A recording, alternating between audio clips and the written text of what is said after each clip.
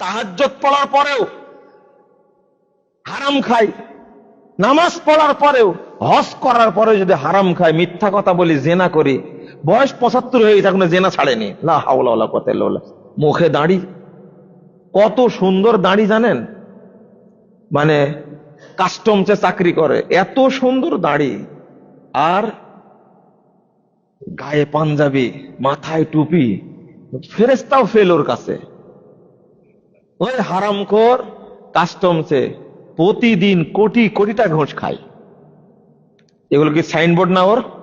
বলেন তো সালাত কবুল হয় কিনা? ওর দাড়ি কবুল হয়েছে? হ্যাঁ, লা হাওলা ওয়ালা কুওয়াতা ইল্লা বিল্লাহ। ও কিছু মনেই করে না। তাহলে সে কি কি মুসল্লি?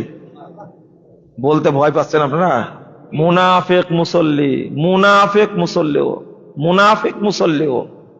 আল্লাহ ওই জন্য রেখে দিছে, এত বড় অকম করো আবার নামাজ পড়ো। নামাজকে অপমান করেছে, সালাতকে অপমান করেছে।